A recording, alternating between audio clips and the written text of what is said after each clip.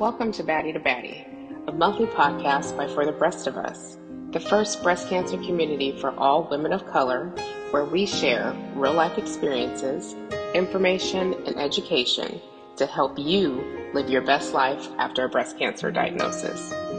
Welcome to a new episode of Love and Cancer, a series by For the Breast of Us, a breast cancer community for all women of color. My name is Lisa. I am the co-founder and CEO of Breast of Us. And our Love and Cancer series is where we discuss the relationship between a breast cancer survivor and their friends. I am joined today by Stacey. Say hello, Stacey. How are you? Hello. Good. And I am joined by her friend, Quajalyn. How are you doing, Quajalyn? I'm good. How are you? Good. So we get started into, me finding out a little bit about your friendship and your relationship. Stacey, can you let the audience know a little bit about your breast cancer diagnosis?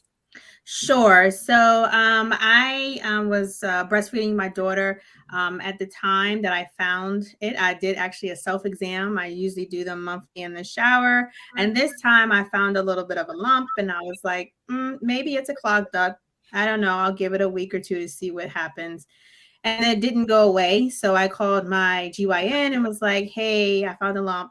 I came in immediately, but he gave me this feel of, you're too young, you're breastfeeding, we don't think it's anything. We said, let's wait a month and then we'll see. So I waited a month, still didn't go anywhere. It actually got bigger.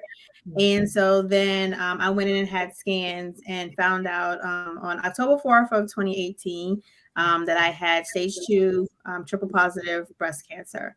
I called my husband immediately because this was probably one appointment that I went by myself. And I called my husband, told him, and then the next person I called was Quajalyn, and let her know. And that's kind of how it's been. I've had 6 rounds of chemo, double mastectomy with reconstruction. My ovaries have been taken out. And then, of course, another list of things that have happened due to the remnants of chemo and all of that good stuff. Right. And so are you on any treatment right now? I am on tamoxifen. I am hopefully coming up on my last year this year. So next April, hopefully will be the last pill I have to take because it's wreaking havoc on my body. Yes. And do you have any other kids besides your baby that you were breastfeeding when you found your lump?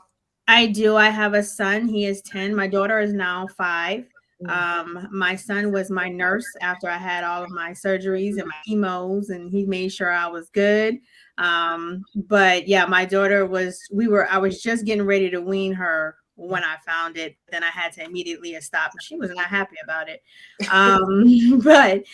But yeah, that she was my youngest, and she ended up, of course, being the last because I couldn't have any more after that. Yeah. Okay. Well, thank you for sharing your story with us. So let's go on ahead and dive into the round of questions that I have for you and Quajalyn. So tell me, how did you guys meet? How did you become friends? We are a part of the same sorority, Zeta Phi Beta Sorority Incorporated. She was a part of a chapter that I came into, and at first she was like, "Who is this person that knows people that is coming in my chapter? Like, who is she?"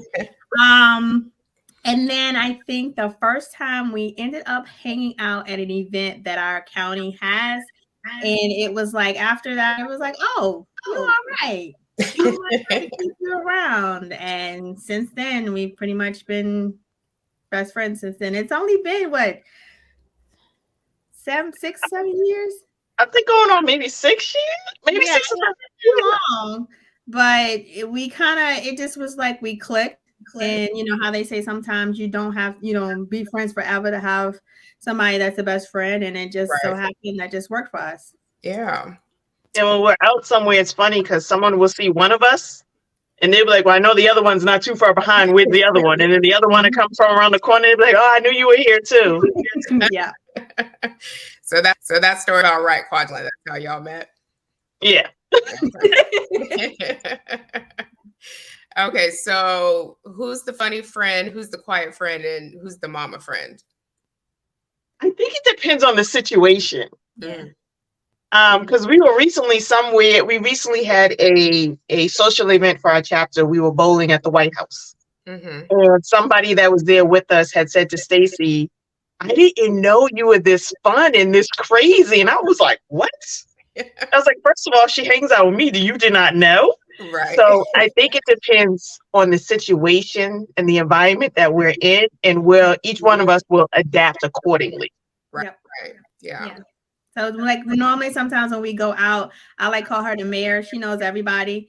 And so I'm more of like, in the background, which is fine for me. Because then I'm looking at her like, all right, I'm ready to go home. And then, sometimes it flip-flops back and forth between us. It all depends on the situation. I think that's one thing about our friendship is we're adaptable to the environment that we in, that we kind of play off each other. Yeah. I love that, especially when there's two friends where you guys can just play off of each other. It's like a wing woman. Yep. Yeah. Okay, so how did Stacey told you that she was diagnosed with breast cancer? So let me tell you, right? I was so mad at her because the day before she told me, we had hung out together the whole day. I'm talking, I teleworked at her house. I think we had crabs and stuff, and we were just hanging out. And then the next night, she sent me a text message and was like, "Oh, FYI, I found a lump. I got an appointment tomorrow." And I'm like, "Wait, what?" Right. So I called her. I'm like, "What do you mean? We were together all day yesterday. How come you didn't say anything?" She was like, "I didn't want to ruin the day. We were having fun, blah, blah, blah." So, we're talking about it, and she's telling me how she found the lump. And I'm like, "Well, I found a lump one time before too, went and had the biopsy and everything. And I just got lumpy titties. Maybe, can I say titties on here?" I was like, "Maybe you'll just have lumpy boobs." I was like, "Maybe that's it." And she's like, "Well, let's hope so." So I don't think I knew you were going to the appointment by yourself. But when she called me to tell me her results, I was at work. And it was just her tone of voice, the cry. And when I talk about a strong woman and a superwoman, I think of Stacey. And I don't think up until that point I had ever heard her cry or seen her cry before. And it like broke me. And I'm like, "Where are you? I'm coming to you." And she's like, "No, I'm not far from home. I'm going to go home. I'll call you when I get home." And so when she called me when she got home and she told me everything and the type that she had and all that other stuff, I was like, one, you couldn't just have lumpy titties like the rest of us. Two, you have to have some rare thing that nobody's ever heard of before.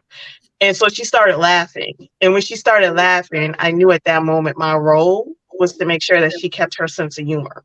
And so that's what I tried to do throughout her whole process. Yeah. And even to this day, I try to throw a little humor up in it, even though, God willing, this is her last year having to do medications and stuff. It's just trying to keep it light for her because I know she's already has so much on her. Right. And then I did a little prayer too. I was like, "Good Lord, I don't like many people, but I like Stacey." I was like, "You cannot take her from me. Her babies need her. Right. I can't help raising them babies because they scare me." I was And so that's how that went in the beginning. Now, Stacey, was it hard for you to tell Quajalyn that you were, diagnosed with breast cancer, or? No, it was I felt like I needed to tell her because like I said, she's like one of the people who we pretty much tell everything to, and it was like I needed to I cried a little bit when I was on the phone with my husband, but it was different when I was talking to her because it was just like I just was able to just release everything. That's why she said my cry, I guess, was the way it was. Because, like she said, I always try to be the strong one. And in this moment, I needed to be weak in order to process. Right. And I knew that I could do that with her. Yeah. And I think her knowing that, her husband is her husband. Yeah. And, they have these kids together. Right. So I think she was still trying to be strong for him. And so she just let all the vulnerability come out with me because I think she knew if she had a complete breakdown with him, and correct me if I'm wrong, then he would have a complete breakdown. Right. And at that point, she needed for both of them to kind of like be on the same page. I want to say, like with me, it's just like I'm not I'm hurting for you, but I'm not there with you every single day in that household. I didn't make these children with you. I didn't take these vows with you. So the effect of the news on each one of us, I think, hit a little bit differently. Yeah. And I think she gauged her vulnerability knowing that. Yeah. Yeah. I always say that, it's not just us that are diagnosed, our friends and family that are around us are diagnosed. They're just diagnosed in a different way. Right. Yeah. I totally get that. So Quajalyn, how much did you know about breast cancer before Stacey was diagnosed? Not that much. Like the Susan B. Komen walks. I think it was actually through her that I found out that my aunt was a breast cancer survivor. I had not known that. So I learned a lot with her. I mean, I sat in chemos with her. I was that protective friend, like, why is her chair not reclining like the other ones? Like, it needs to go back. And then I'm just like, oh, they give you guys the good snacks. You got the ginger ale. I mean, we're diagnosed with breast cancer. We've been good snacks. Yeah, we do. So I learned a lot by going to like appointments with her talking to me and explaining stuff to me. And then I have to apologize. Like, okay, so I completely forgot what you said. Explain this part to me again. So it was a big educational piece for me when her going through it. So as she was learning it, she was teaching me. And I appreciate that aspect about it, because after that, I wasn't a big self-exam person. Mm-hmm. And then I would find myself at the most random time, just like, doing a breast exam because of all this. So I learned so much from her going through this. Yeah, yeah. How old were you when you were diagnosed?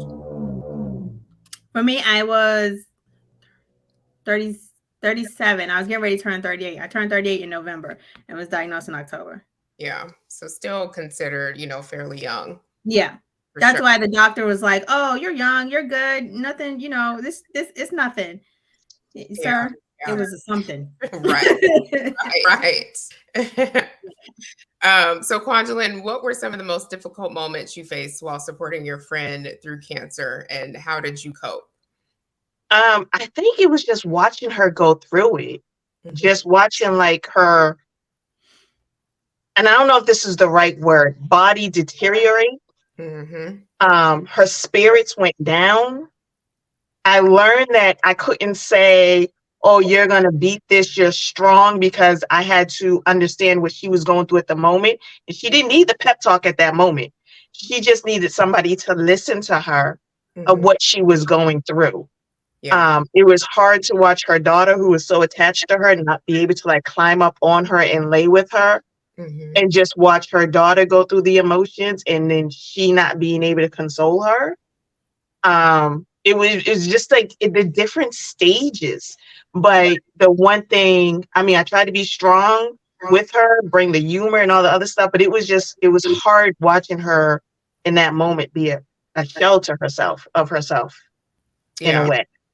So yeah, it's definitely hard. But I will say that she did not miss a beat on like work or doing anything for the sorority.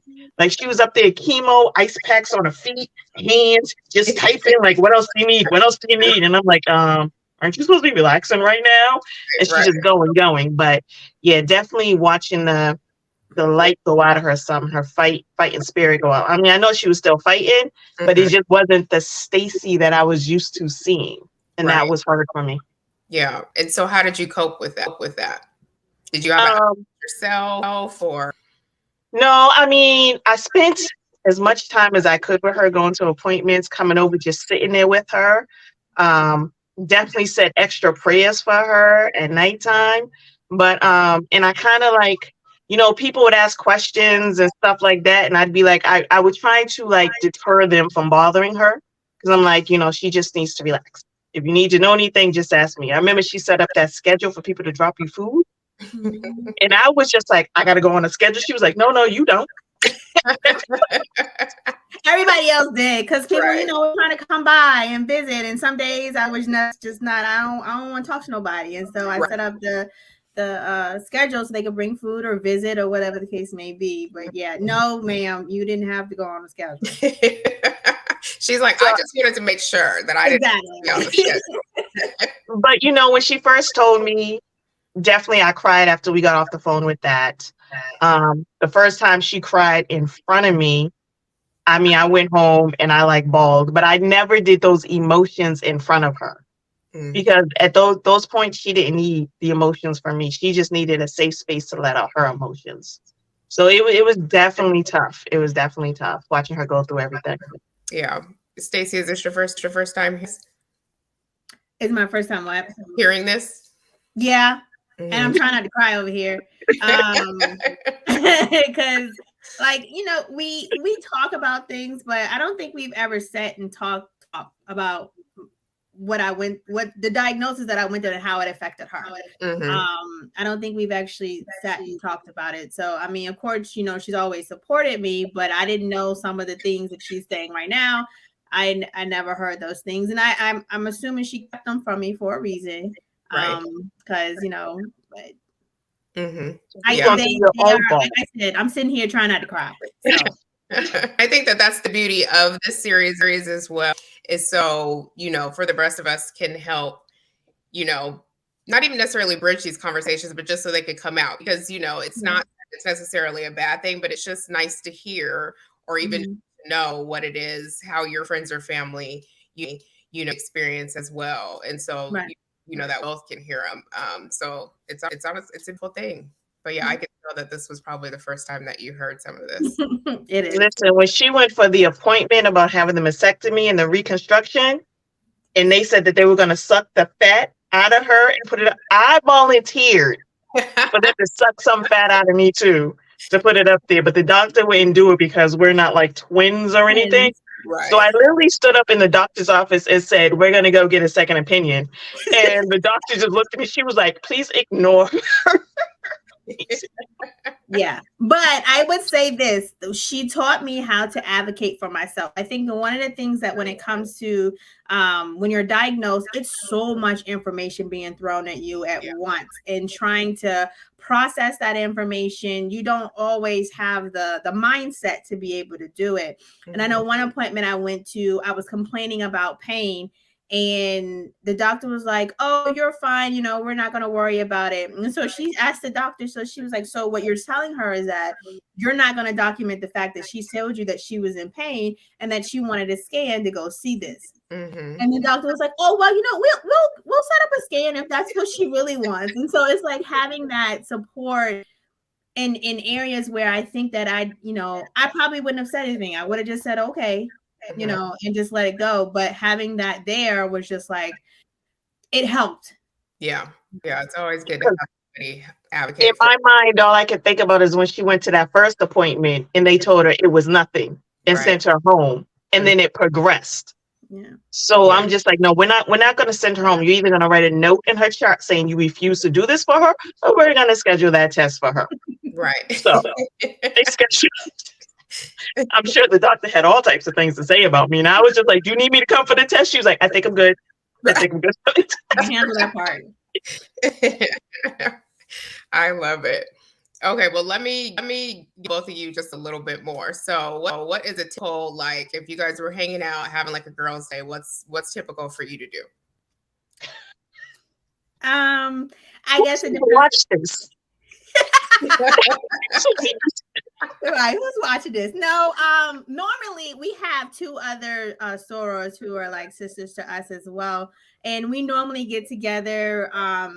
Crabs, we're in Maryland, so you know crabs are a thing, and you know a few drinks and giggles and hanging out. I mean, we find activities to do. She is a big Friends fanatic, and so we all like went to the event that was in DC where they had all the Friends stuff, the furniture and all of that. None of us like Friends, but she loved Friends, so we all went because that's what she wanted to do. Right. But we do things like that. You have another one where there's like a coffees lover thing, and then we go to all of that. Like we have different events that we go to based upon the likes of the group, and then we just hang out. Majority of the times, though, is that we pick somebody's house and we get some food and we sit down and eat and we giggle and we talk and we just have that kind of that intimate time to just kind of decompress from all the other things that are going on in our lives. Okay. So in terms of concert, if you had to choose, summertime and concert season's coming up. So Mary J. Blige or Jill Scott? Mary J. Blige for me. Jill Scott. Okay, why? You both got to tell me why.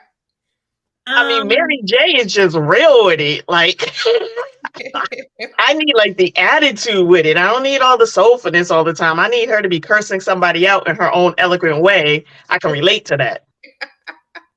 I need Jill. She stands flat-footed and she sings. There's always something behind what she's singing, and I just love Jill. Now, I will go to a Mary concert, but if I have behind Mary got some pain behind there. She letting you know.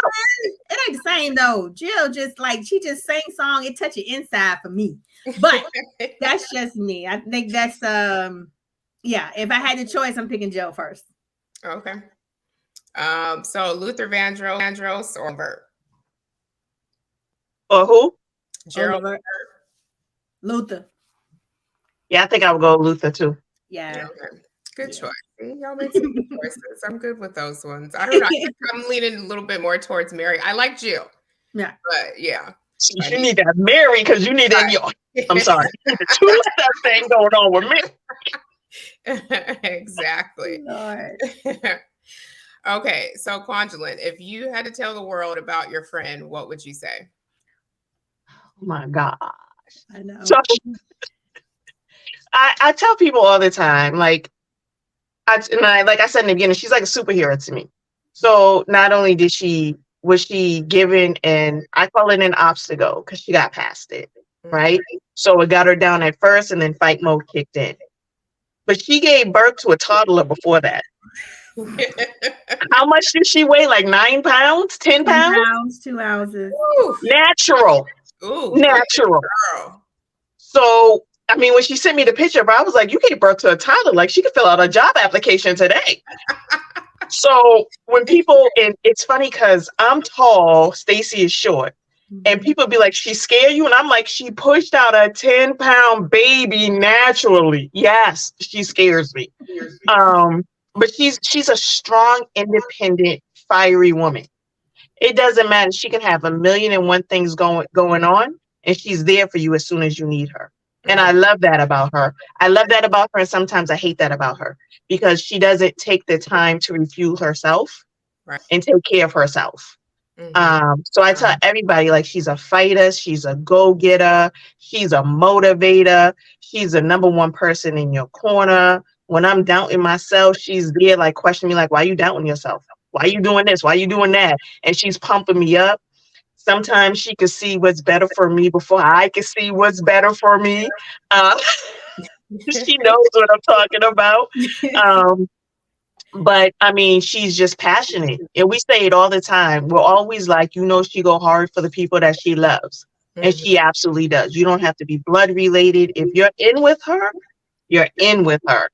We always say we propose. There's no getting out of this. We know way too much about each other. We done been through way too many stuff. Yeah. So, I mean, nobody can ever talk badly about her in front of me. I can say whatever I want about her, but they can never say nothing bad about her in front of me. And everybody knows that. Yeah. So, Stacey, will tell the world about Quajalyn. Ooh. Oh, and I'm going to save this recording too. Let's see. I think for Quajalyn, I would say I am proud of who she has become since I first met her. I feel as though she sometimes, as she stated, she doubts herself and her abilities and the things that she can do. And I've seen her, especially over the last year or two, just kind of push through those obstacles and that self-doubt to be like, I got this. I'm going to make it happen. It's going to happen because I know I can do this. And I think that, as she said, is anybody can say what they want, but please know I'm 10 toes down, and I am going to make sure that you know that you can talk about anybody else, but not her in front of me, because there's a person there that really understands what a friendship is and understands how that plays a part through life. As we've only known each other for 6 years, and we're going to change as we, be our friends throughout that time frame. But being able to move with that and to know that no matter what, I got you and you got me, and we're going to make sure that whatever it is that we get through. I think that Quajalyn is a person of the word I want to use. The word I want to use is not the word I want to use right now, but it's like she is a person of making it happen. I've seen her when things be like, oh no, that can't come to be, for her to come around and say, you know what, give me a minute, and for it to actually happen. And I think that that is something that a lot of people don't have. Like, it's just, they don't have that, as the old folks say, whisper about them to make things be and to bring it to fruition. So, yeah, I think that, you know, I wouldn't have anybody else in my corner, you know, prior to cancer, during or after, you know, as long I had her, and I was good with that. It's funny. She's not funny you say that, but when she says a go get or make it happen, she's the type that you could say something around her, and 10 minutes later you have a dossier and everything is mapped out about how to do it, and she has links and references, and we're like, shit, we were just like throwing it out there. So she's definitely like that planner that's going to make sure that everything goes off of the hitch too. And I think we click like that. Because sometimes we can be talking about something and then it's just like we're feeding off of each other's energy. Right. Yeah. Which you can't do that with everybody. And then we do have our moments when we're upset with each other. And I don't like her during that. And I can't stand her during those moments. And we always know when the other one is upset, because the other two that we hang out with will be like, well, did you ask her? Be like, she's not talking to me right now. Be like, how do you know? I just know. And then someone will say something. I'll be like, yeah, I'm not talking to her right now. They're like, what? We could just tell that energy, like, you know, I just need to reset. Right. And then we'll be back. But we do it in a way where we're not trying to hurt each other. And I think we learn to do that pretty early on, to take that moment to reset and not talk to each other out of anger. Not to say that we don't have those moments when we spout in anger, but then we regroup and we come back and we clean it all up. Yeah, sometimes it's always like a let's go get something to eat. And we always know when it's time for us to be done being mad. So like literally we know, like I will call her and she'll like, I was just about to text you. And like, we know when it's like, all right, you didn't have enough time. It's time for us to get this over with and let's move forward. Right. Yeah. Okay. So question for both of you. What would be one word that you would describe your friendship?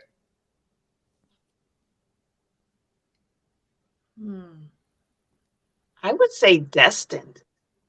I think we were destined to be in each other's lives. I think we were destined to come in each other's lives at the moment that we did.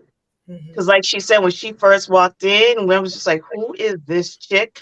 And then even the first time there was a group of us together, I was like, I'm really not feeling her. And it wasn't until we hung out together alone that we was like, oh, all right. Yeah. So I feel like I would describe it as destined, but I would also describe it as exclusive too. Because I don't think anybody else will get the same me that she gets. Yeah. I don't think anybody else will see the same insights of me or have privy to things about me that she does. So I think it's like destined and exclusive for me. Yeah. I would say foundational. I think that it, you know, when it all comes down to it, we have each other and we make sure that the other one is okay. Along with that, I would say vulnerability, because I know I can be open with her. She knows she can be open with me, even with the bad feelings, but the stronger feelings that happen in life. And I think that having that space allows for you to be able to continue on just through life, because you don't get to be your full person with everybody.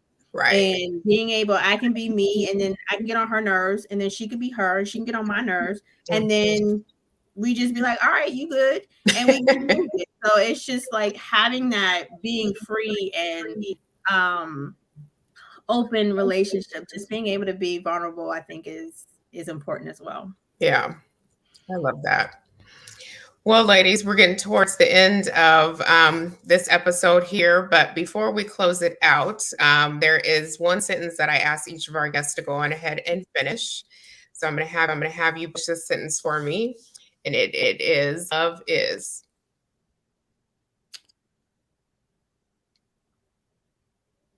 Love is openness. Love is vulnerable. Love is unconditional. Yeah. Mm-hmm. And love is precious. Yeah. I think it's very, very precious. Mm-hmm. Because I love it, her. I love that part too. Yeah. Well, Stacey and Quajalyn, thank you so much for sharing with me and our audience a little bit about your relationship, friendship. I can't wait to even get to know you both a little bit better. I loved hearing about, your stories about each other and just your friendship in general and what it was like, Quajalyn, you dealing with Stacey's diagnosis. So thank you both for being open and vulnerable with this moment. And for everybody who is watching and listening, thank you so much for tuning in to another episode of Love and Cancer. Stay tuned for our next episode coming up soon. Bye, everybody. Thank you. Bye.